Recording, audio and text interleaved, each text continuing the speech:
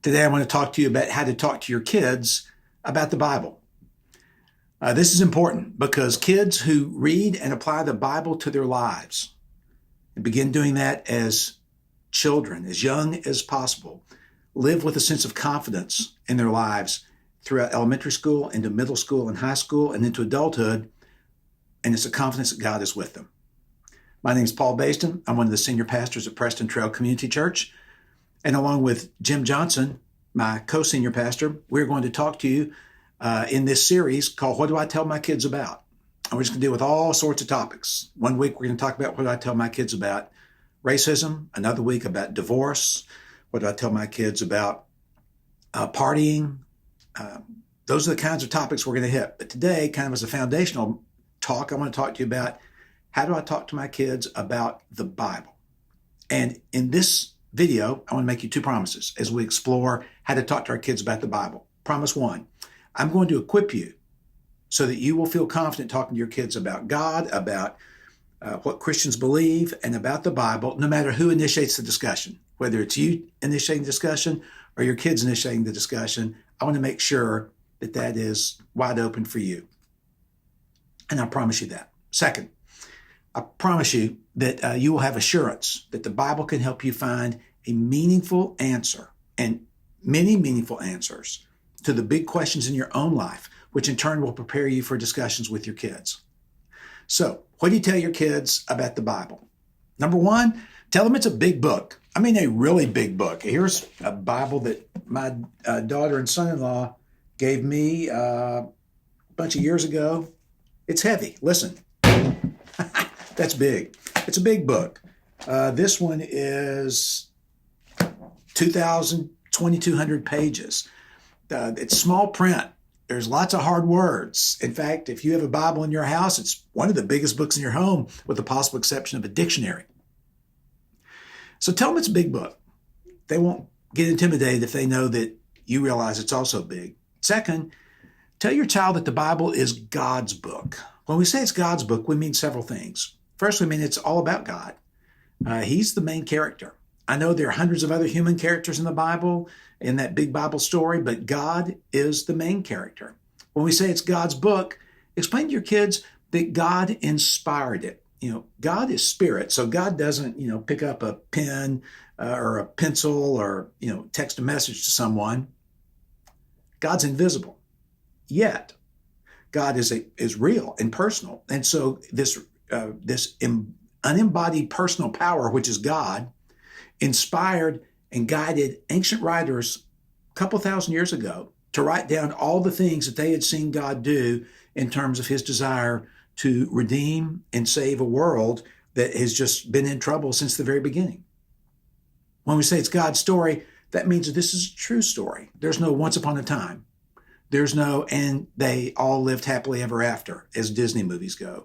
There's no even a long time ago in a galaxy far, far away. No, this is a true story of God creating a world, making humans, entering this world, and showing love to humans who have turned their back on God and others. So tell your kids that the Bible is God's book. Third, tell your child that the Bible tells us God's story. Now, I know the Bible has lots of stories. If you were to start at the very beginning in Genesis, here are some of the stories you'd run across. You'd run across the story of Adam and Eve, then Cain and Abel, then Noah and his crazy family. Then you got Abraham and Sarah and Isaac and Jacob and Joseph and his family and the Pharaoh in Egypt and Moses and his sister Miriam and his brother Aaron. And, you go beyond that and you get to big names like Joshua and Samson and Deborah, one of the judges. And you eventually get to Samuel and David and Solomon, David's son, right? And then you get to some of the great women heroes in the Bible. I've already mentioned Deborah, but let me go also to Ruth and to Esther. And I'm just in the Old Testament. I mean, you come to the New Testament and you get to the stories, of course, of Peter, Paul, and Mary, as well as James and John and Jesus. Paul, Barnabas. My point, lots of stories. But guess what? It is God's big story, God's big story arc that connects the dots between each of those stories and makes sense of each of those stories. If I were trying to say in one sentence what I think God's big story is, I would say it like this. God is redeeming the world through his son, Jesus. God's the main character. Through his son, Jesus, that's the main means by which God does it. It's the world of people, you and me, and the whole history of humanity that is God's object of love. And redeeming is an interesting word. You know, any of you that watch fixer-upper shows with Chip and Joanne or anybody else, you notice that they redeem homes. They take an old home, dilapidated, disheveled, almost destroyed, and they make something beautiful of it. That's what it means to redeem. That's my sentence. God is redeeming the world through his son, Jesus. All right, now, mom or dad or parents, finally, the last thing to do, it's not anything to tell your kids. This is something for you to make a decision about yourself. Commit as a parent that you will know the Bible for your own relationship with God and to help your kids. This is a principle that we learned the first time we heard a message from a flight attendant on the airplane. The message being, if there's ever cabin depressurization and oxygen mask will fall before you, be sure and take care of yourself, adult, before you do so for the kid if you're traveling with a kid. And it's so counterintuitive. We say, if I love my child, I'm going to make sure they can breathe. Really? Well, if you fiddle around and get it wrong and you end up not being able to breathe, well, you're both gone. So take care of yourself and then take care of your child. The same is true in terms of the Bible. Commit yourself to knowing and loving and reading and understanding and seeking to live out the truths of the Bible so that you can have a strong relationship with God, so then you can be the kind of person to lead your kids. And the Bible is clear, teaches clearly both in the Old and the New Testaments that the primary responsibility for your child's spiritual growth lies on you as a parent, not on the church. The church wants to partner with you, but that's your job to teach your child to love the Lord. So how do you do this? How do you help your child understand the Bible? Well, first, read the Bible for yourself. You've heard the old phrase, you can't take someone where you've never been. So true. Can you imagine, let's say, taking a fishing trip with some friends and you charter a boat and you pay a guide. And what if you find out that that guide has never been on that water, has never been successful in fishing, in fact, doesn't even like to fish? You know, you got ripped off. You can't lead your kid to know the Bible and God's truth and his word and his teachings in the Bible unless you hang out there yourself. So how do you do that? Well, let me give you some starters. Choose a translation that's easy to read. The translation I showed you a minute ago, the big Bible I dropped on my desk, that was a New Living Translation. It's a good one. So is the New International Version. There's some others out there, but I love those two, and I hope that you'll consider those two. Next, select a Bible format that you want to read.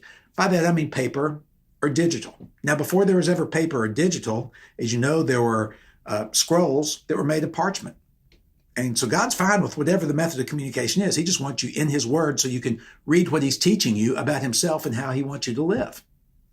So take a paper Bible or take a digital Bible. If you go digital, I recommend Bible Gateway and YouVersion. Those are both apps. Those are also websites. I have those apps on my phone. I have those websites as my favorites on my desktop, and I use both of those interchangeably, Bible Gateway and YouVersion. Where do you start? I say start with the story of Jesus. Take one of the four Gospels, Matthew, Mark, Luke, or John, and just start reading. Do not be surprised if the very presence of Jesus, invisible but alive, begins just kind of walking across the room or walking across the pages or walking across the space between you and those digital words and begins to communicate to you. Start with the story of Jesus. Find a regular time and place. Maybe if you have kids that are young, you need to do it while they're napping or before they wake up or after they go to bed. If your kids are at school, perhaps you can find a time to do it there or right when you get to work. But just find a time regularly, I suggest daily, that you can read. You don't have to read a lot, which leads me to the next little suggestion as to how to get started here. Read the Bible for yourself. That is, read slowly and thoughtfully. If you're like me, when you read the news or sports or anything else like that, you scan, skim, and lock onto something you want, and then you read. Don't do that with the Bible. It's too rich. It's too deep. This is the presence of God we're talking about, the words of God, God's love letter to you and me. Instead of scanning and skimming and finally locking in on something you like, just read slowly, thoughtfully. Linger over it. Like with a cup of coffee, sometimes you don't drink it fast, you linger over it. A glass of wine, you don't guzzle it down, you linger over it. Change analogies. Let's say you have a sore throat. You want to get one of those great Hall's Mentholyptus. Honey lemon is my favorite. And you put it in your mouth. You don't chew it up and say, wow, that was good. No. You suck on it. You allow it to help your throat over a 20 or 30 minute period of time, not in 10 seconds. Same is true of Scripture. Read it slowly and thoughtfully. So that's number one. Read the Bible for yourself. Second suggestion. Read the Bible to your kids or with your kids, depending on their age. If they're young enough, you have to read it to them. But kids love to be read to. And if you read it with them because they're old enough to swap sentences or swap pages, that's even better. Our daughter uses with her 4 boys, our grandsons, the Jesus Storybook Bible and the Bible app for kids. That's what we use with our grandsons as well. You'll love it. When do you do that?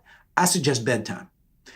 Of all the times during the day, for our 2 daughters and for our 4 grandsons, although one of our daughters was a rotisserie in bed and one of our grandsons is a rotisserie, that is the best time to get their attention, to sit down beside them while they're lying down and begin to read the Bible. Now, after you read the Bible, do 2 more things with them. When you finally finish, talk with them about the Bible. And I think simple questions like this. Don't ask yes, no questions, but simple, open-ended questions like this. What did you think about that? Or,